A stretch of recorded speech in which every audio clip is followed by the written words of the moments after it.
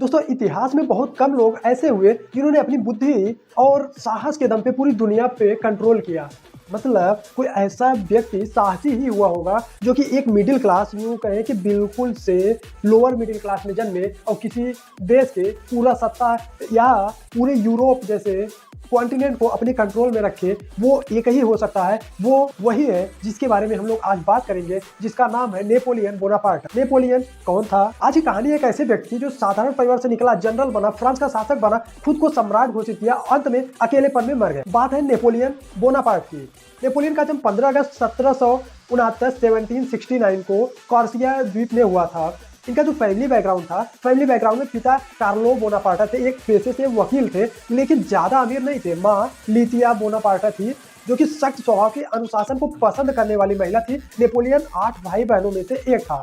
उसकी माँ का प्रभाव उसके जीवन पे कुछ ज्यादा ही दिखा। माँ ने उसे सिखाया कि कठिन हालात चाहे कितने भी हो लेकिन अडिग रहना है। नेपोलियन बचपन से शांत और गंभीर रहता था। खेलों में ज्यादा रुचि न रखते हुए वो किताबों में ज्यादा रुचि रखता था। इतिहास और युद्ध से वो काफी ज्यादा आकर्षित हुआ करता था। वहीं पर जब वह फ्रेंच, उसकी जो भाषा थी, जब वह मिलिट्री स्कूल फ्रांस में पढ़ने के लिए गया तो उसे वहाँ पे की जो लैंग्वेज है फ्रेंच, उसे फ्रेंच भाषा नहीं समझ में आती थी, जिसके लिए उसके जो साथी स्टूडेंट थे उसका बहुत मजाक उड़ाते थे, लेकिन वह पढ़ाई में सबसे आगे था। यहीं से जो नेपोलियन बोनापार्टा थी उसके अंदर एक आग जगी कि हमें दुनिया को दिखाना है कुछ करके। 1789 में फ्रेंच रेवोल्यूशन हुआ। सत्ता, जो कि राजा की सत्ता थी, वो कमजोर होती चली गई। पुराने अधिकारी हट गए और नए काबिल लोगों को मौका मिला। यही नेपोलियन के लिए भगवान का मौका बन गया। 1793 में टॉलन शहर में विद्रोह हुआ। नेपोलियन ने तोपों को सही इस्तेमाल किया और कुछ ही समय में दुश्मनों को चारों तरफ से घेर लिया। परिणाम यह हुआ कि विद्रोह खत्म हो गया। नेपोलियन बना ब्रिगेडियर जनरल। सिर्फ 24 साल की उम्र में नेपोलियन ब्रिगेडियर बन जाता है। फिर आता है 1795 में सरकार के खिलाफ बहुत बड़ा विद्रोह होता है। नेपोलियन बिना देरी किए सैनिक कार्रवाई करता है, जिससे वो इस विद्रोह को भी कुछ ही घंटों में कुचल देता है। इससे वो नेपोलियन फ्रांस की सत्ता के सबसे करीब और सबसे चहेता हो जाता है, सबसे भरोसेमंद सिपाही बन जाता है और जनता की नजर में वो हीरो बन जाता है। इटली और मिस्र का अभियान। इटली कैंपेनिंग करता है, कमजोर सेना के साथ गया लेकिन शानदार रणनीति से जीतता गया। फ्रांस में उसकी लोकप्रियता चरम पे पहुंच गई। उसके बाद वो इजिप्ट के लिए निकलता है। उद्देश्य होता है ब्रिटेन को कमजोर करना। उस टाइम पे ब्रिटेन लगभग आधी दुनिया पे कंट्रोल अपना बना चुका था। फिर भी वो ब्रिटेन से लड़ने के लिए वो जाता है इजिप्ट। मतलब मिली जुली सफलता थी, बहुत ही हाई लेवल की भी नहीं लेकिन थी। लेकिन नेपोलियन की छवि काफी मजबूत हुई।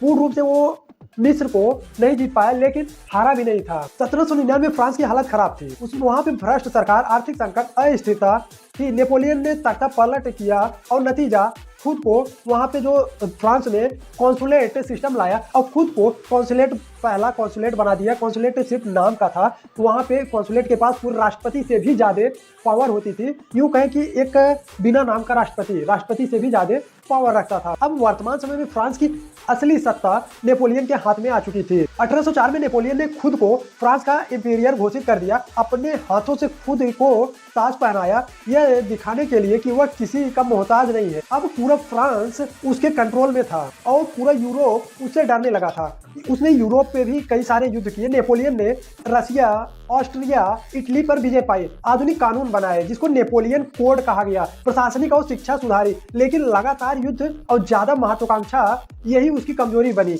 रूस पर उसने सबसे बड़ी गलती कर दी। 1812 में रसिया पर हमला कर दिया और कारण ये रहा कि वो रसिया के जो यूं कहे कि पश्चिमी भाग पर वो हमला करता है और वो सर्दी के समय में हमला करता है। वहां पे पूर्ण रूप से बर्फ जमी हुई होती है और भोजन की भीषण सर्दी और भोजन की कमी के कारण उसके लाखों सैनिक मारे जाते हैं। यही से नेपोलियन का पतन शुरू होता है। नेपोलियन को इल्बा द्वीप भेज दिया जाता है, लेकिन वहां से भी वो भाग निकलता है। 100 दिन के लिए फिर सत्ता में आया, लेकिन वाटर पोलो की लड़ाई में अंतिम हार होती है उसको अंतिम निर्वासन मतलब मृत्यु दिया जाता है। वहां पे चारों तरफ समुद्र। अंतिम निर्वासन में उसको दिया जाता है सेंट हेलेना द्वीप पर भेज दिया जाता है, जहां पे चारों तरफ समुद्र, कोई ताकत नहीं, कोई सेना नहीं। 5 मई 1821 को 51 वर्ष की उम्र में नेपोलियन की मृत्यु हो जाती है। दोस्तों नेपोलियन की कहानी हमें सिखाती है कि प्रतिभा इंसान को बहुत ही आगे तक ले जा सकती है, ना ही आप किसी बड़े घर में जन्मे या फिर आपका बैकग्राउंड अच्छा हो, ये जरूरी नहीं, आप छोटे से भी बहुत ऊपर तक जा सकते हैं।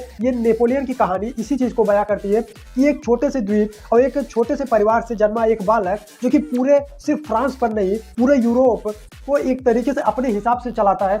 यूँ कहे कि यूरोप के अलावा एशिया के भी कुछ देशों को वो अपने हिसाब से, जैसे वो रसिया पे कंट्रोल के लिए उस पर हमला कर देता है, ये उसके जीवन की सबसे बड़ी गलती हुई। और एक बार वो इजिप्ट पे जो हमला करता है और एक ब्रिटेन के साथ उसका उलझना, ये 2-3 गलतियां उसके लिए बहुत ही ज़्यादा रही।